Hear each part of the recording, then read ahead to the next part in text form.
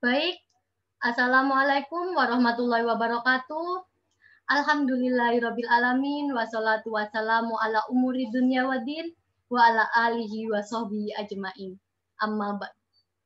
Terima kasih kepada Bapak Taufik selaku dosen pengampu mata kuliah Ilmu Pendidikan Islam yang telah memberikan kesempatan untuk kelompok kami mempresentasikan hasil dari diskusi kami.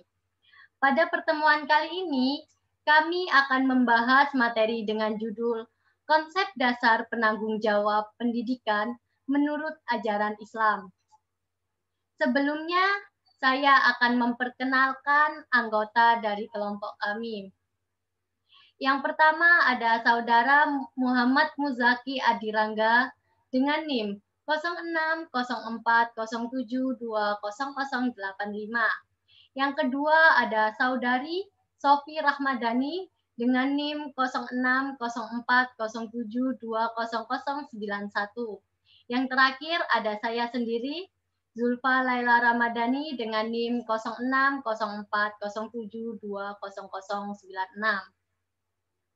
Baik, teman-teman, untuk mempersingkat waktunya, marilah kita mendengarkan dan menyimak materi yang akan disampaikan oleh Saudari Sofi Ramadhani. Kepadanya dipersilahkan. Baik, terima kasih kepada Saudari Zulfa. Di sini saya akan menjelaskan pengertian dari penanggung jawab pendidikan. Tanggung jawab menurut Kamus Umum Bahasa Indonesia adalah keadaan wajib menanggung segala sesuatunya. Tanggung jawab adalah kesadaran manusia akan perbedaan antara benar dan yang salah, yang boleh dan yang dilarang, yang dianjurkan dan yang dicegah, yang baik dan yang buruk, dan sadar bahwa harus menjauhi segala sesuatu yang bersifat negatif, dan mencoba membina diri untuk selalu menggunakan hal-hal yang positif. Dapat disimpulkan bahwa tanggung jawab adalah kemampuan untuk membuat keputusan yang pantas dan efektif. Baik, saya serahkan kepada moderator. Terima kasih, Saudari Sofi. Selanjutnya akan dilanjutkan oleh Saudara Muzaki. Kepadanya dipersilahkan.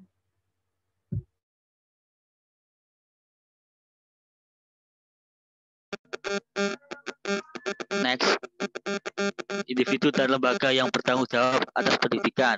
Yang pertama, orang tua. Dan yang kedua, masyarakat. Dan yang ketiga, pemerintah.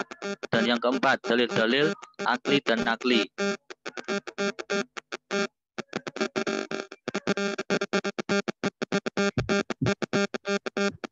Baik, untuk materi selanjutnya akan saya sampaikan sendiri.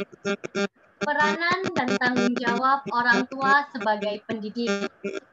Keluarga memiliki peran yang sangat penting dalam pendidikan, karena keluarga merupakan tempat pertama seorang anak untuk menerima pendidikan dan pertumbuhan. Adapun fungsi dari tanggung jawab orang tua sebagai pendidik adalah 1. Sebagai sumber persahabatan atau teman bermain bagi anak, sampai cukup umur untuk mencari teman di luar. Yang kedua, memberikan pemenuhan kebutuhan, baik fisik maupun psikis. Yang ketiga, pemberi aman bagi anak dan anggota keluarga lainnya. Yang keempat, memberikan bimbingan pengembangan perilaku sosial secara tepat. Yang kelima, pembentukan anak dalam memecahkan masalah yang dihadapi dalam rangka menyesuaikan diri terhadap kehidupan di luar. Yang keenam, sumber kasih sayang dan penerimaan.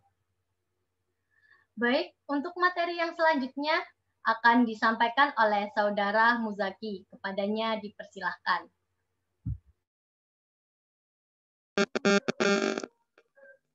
Baik, terima kasih. Next.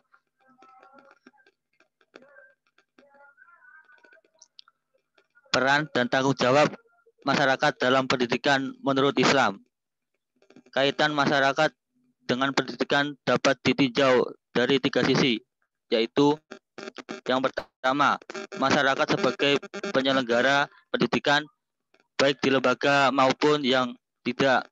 Dan yang kedua, lembaga-lembaga kemasyarakatan dan atau kelompok sosial di masyarakat, baik langsung maupun tidak langsung, ikut mempunyai peran dan fungsi edukatif. Dan yang ketiga, dalam masyarakat tersedia berbagai sumber belajar, baik yang dirancang maupun yang dimanfaatkan. Perlu dapat diingat bahwa manusia dalam bekerja dan hidup sehari-hari akan selalu berupaya memperoleh manfaat dari pengalaman hidupnya itu untuk meningkatkan dirinya. Dengan kata lain, manusia berusaha mendidik dirinya sendiri dengan memanfaatkan sumber belajar yang tersedia di masyarakatnya dalam bekerja, bergaul, dan sebagainya. Baik, materi selanjutnya akan disampaikan oleh Saudari Sofi. Kepadanya dipersilakan.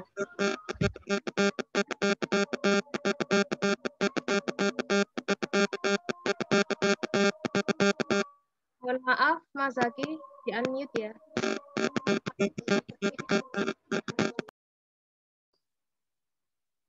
Baik, di sini saya akan menjelaskan peran dan tanggung jawab guru sebagai pendidik di sekolah. Tanggung jawab pendidikan tidak hanya dilakukan di lingkungan orang tua dan masyarakat saja, tetapi di lingkungan guru dan sekolah juga memiliki tanggung jawab penting dalam keberlangsungan proses belajar dan mengajar. Di sini dapat disimpulkan bahwasanya tidak hanya guru saja yang ikut berperan, tetapi sekolah juga ikut berperan dalam penangguhjawaban pendidikan dengan didasari 3 faktor, yaitu tanggung jawab formal, tanggung jawab keilmuan, serta tanggung jawab fungsional. Di sini saya akan menjelaskan tanggung jawab formal. Tanggung jawab formal adalah tanggung jawab sekolah sebagai lembaga formal pendidikan sesuai dengan tugas dan tujuan serta fungsinya. Misalnya, menyelenggarakan pendidikan dasar untuk mengembangkan kemampuan dan sikap, serta memberikan pengetahuan dan keterampilan dasar yang diperlukan untuk persiapan terjun ke dunia masyarakat. Yang kedua, tanggung jawab keilmuan. Di sini dapat saya sampaikan bahwa tanggung jawab keilmuan berdasarkan isi serta tujuan yang tingkat pendidikannya dapat dipercayakan masyarakat kepada sekolah. Dan yang ketiga, tanggung jawab fungsional. Tanggung jawab fungsional adalah bentuk tanggung jawab sebagai pengelola fungsional dalam pelaksanaan pendidikan oleh para guru yang diberi amanat serta tanggung jawab untuk melaksanakan tugasnya berdasarkan ketentuan yang berlaku, yaitu dengan melakukan program yang telah tersusun dan tertuang dalam kurikulum yang digunakan. Baik, saya akan serahkan kepada moderator. Baik, terima kasih Saudari Sofi. Untuk materi selanjutnya akan disampaikan oleh Saudara Muzaki. Kepadanya dipersilahkan.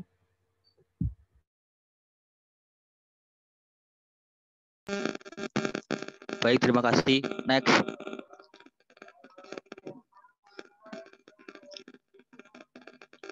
Peran dan tanggung jawab pemerintah dalam pendidikan. UUD 45 pasal 11 ayat 1 yang berbunyi, pemerintah memiliki fungsi dan peranan sebagai pemimpin, mengatur, membimbing, dan menunjukkan proses pendidikannya. Kewajiban utama pemerintah. Yang pertama, menyamakan seluruh masyarakat dalam menimba ilmu. Dan yang kedua, meningkatkan sarana dan prasarana pendidikan. Dan yang ketiga, meningkatkan akses pendidikan. Dan yang keempat, melakukan pelayanan pendidikan. Baik. Untuk materi selanjutnya yakni dalil dan ayat Al-Quran yang akan disampaikan oleh Saudari Sofi Ramadhani. Kepadanya dipersilahkan.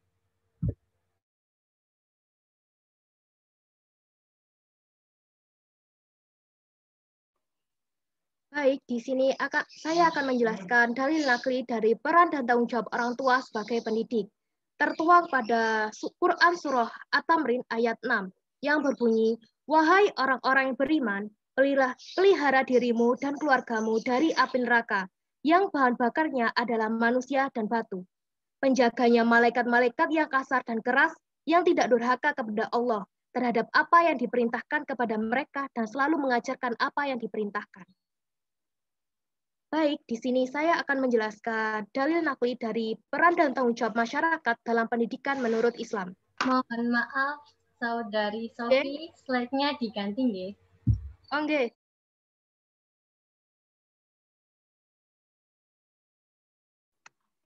Di sini berbunyi,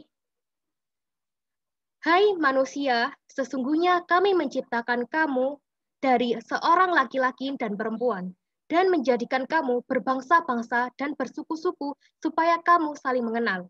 Sesungguhnya orang yang paling mulia di antara kamu di sisi Allah ialah orang yang saling takwa di antara kamu. Sesungguhnya Allah Maha mengetahui lagi Maha mengenal." Shadaqallahul adzim. Quran Surah Al-Hujurat ayat 13.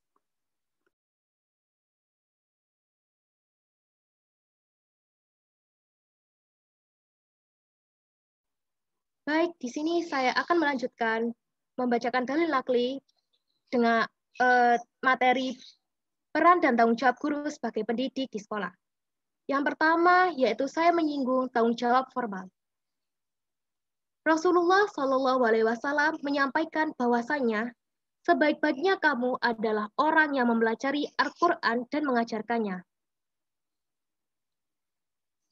Pada tanggung jawab keilmuan, terdapat hadis yang Rasulullah Shallallahu Alaihi Wasallam menyampaikan, jadilah kamu sebagai guru atau pelajar atau pendengar, dan janganlah jadi orang kelima sehingga kamu menjadi perusak. Baik, saya serahkan kepada moderator. Baik, terima kasih Saudari Sofi. Oke, terima kasih kepada seluruh pemateri yang telah memberikan materinya kepada kami semua, semoga dapat bermanfaat.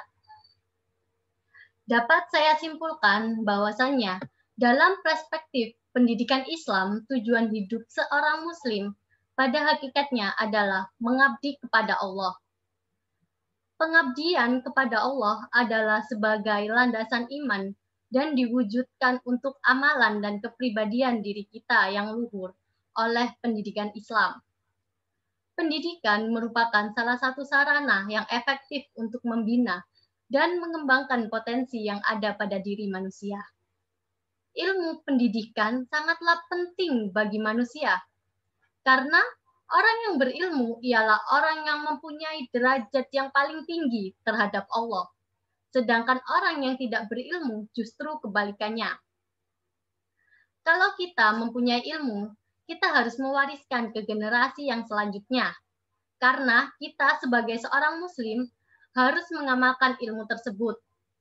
Ide tersebut hanya akan terlaksana jika pendidikan benar-benar dilaksanakan dengan baik oleh mereka yang diamanatkan untuk mengemban pendidikan tersebut, antara lain orang tua, pendidik, masyarakat, dan pemerintahan.